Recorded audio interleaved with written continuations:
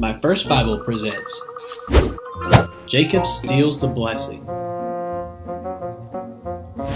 Lumipas ang panahon at si Isaac ay tumanda at lumabo ang mga mata na hindi na makakita.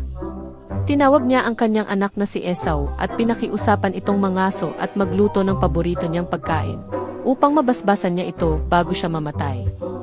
Narinig ni Rebecca at mabilis niyang sinabi kay Jacob ang kanyang plano. Gusto niyang si Jacob, hindi si Esau, ang tumanggap ng pagpapala. Nagluto siya ng pagkain, sinuotan si Jacob ng damit ni Esau, at tinakpan ang kanyang mga kamay at liig ng balat ng kambing para maramdaman niyang mabalahibo. Dinala ni Jacob ang pagkain sa kanyang ama. Nang dumating si Jacob at nagsalita, lubos ang pagdududa ni Isaac kung si Esau nga ang kanyang kaharap. Subalit nawala ang kanyang pagdududa nang hipuin niya si Jacob at naramdaman na siya ay mabalahibo.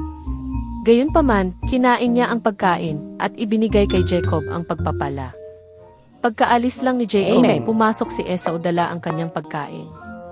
Nang mapagtanto ni Isaac ang nangyari, nanginginig siya. Malungkot na umiyak si Esau, ngunit hindi na maibabalik ang pagpapala.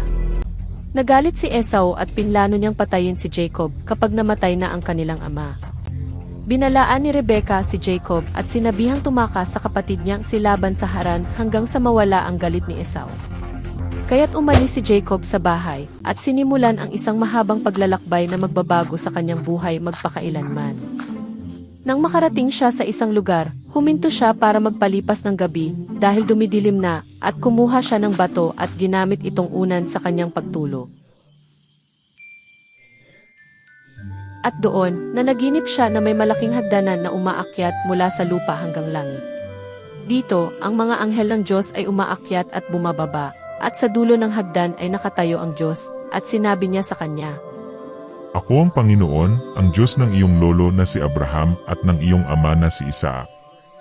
Sa iyo at sa iyong mga supling, ibibigay ko ang lupang iyong hinihigaan. Ang iyong mga supling ay magiging kasing dami ng alikabok ng lupa. Lahat ng tao sa mundo ay pagpapalain sa pamamagitan mo. Kasama mo ako, poprotektahan kita saan ka man pumunta. Ibabalik kita sa lupain na ito at hindi kita kailanman iiwan. Nang magising si Jacob mula sa kanyang pagtulog, nagulat siya at naisip. Hindi ko alam na nandito pala ang Panginoon sa lugar na ito. Tirahan ito ng Diyos at dito mismo ang pintuan papuntang langit. Tumayo siya mula sa lugar na iyon. Kinuha niya ang bato na ginamit niyang unan upang maging palatandaan. Binuhusan niya ito ng langis ng oliba at inialay ang lugar na iyon sa Diyos. Tinawag niya itong Bethel na nangangahulugang bahay ng Diyos.